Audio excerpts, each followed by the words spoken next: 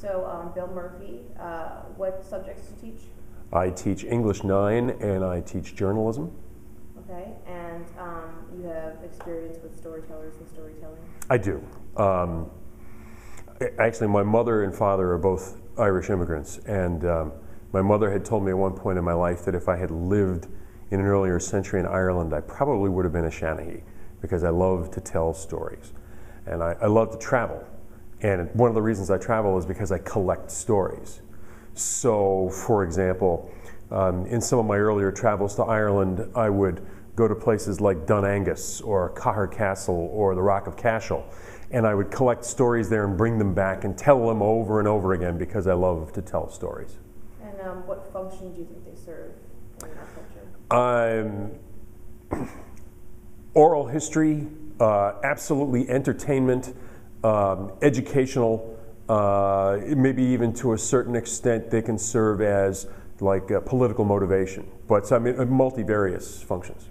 Okay, and what kinds of story, like what do you think makes a good story? Good stories are the ones that have a hook. For example, I have a favorite story I tell now about my daughter's wedding, which happened last year at about this time.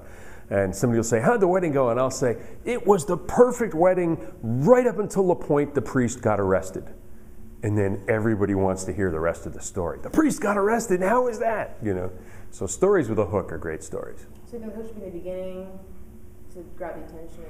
Yes, you have to have that hook. Now the hook might mean that you are starting in media res. The hook might mean you're starting with a flashback, but the hook, and that's key to journalism, which I teach. And when we write the opening paragraph, which is called a lead in journalism, you want to have a hook that pulls people in. So it may be that my affection for storytelling is what led me to be a journalist.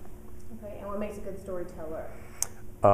Someone who realizes what the important elements of the story are, someone who has a sense of timing for delivering the story, someone who recognizes the hook, and someone who recognizes that a story has to be told in different voices, different tempos, different tones. Okay, and then is there one thing that bugs you when it's a bad story or storyteller that you just can't forgive? Yeah, usually because I'm thinking if I told that story, I would do such a better job, you know. Okay, but is there anything specific that you think God hated when they do that? I think it's poor organization. In other words, if you're going to deliver a story, you want to deliver it in a structure that is going to help you accomplish your goal, whether your goal be entertainment, education, religious, whatever it might be. Okay, and what's your favorite story of all time?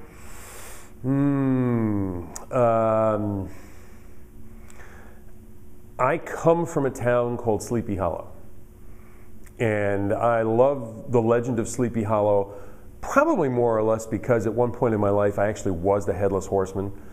We reenact it every year, and one year it was my turn, so I get to chase Ichabod Crane through the cemetery. So it's probably my favorite story of all time. Okay, so good stories have personal connections with their teller as well, or their listener. Certainly with their teller, and then it's perhaps up to the teller to find that personal connection that's going to make the new listener, the next listener appreciate the story. Cool. All right, well, thank you. All right.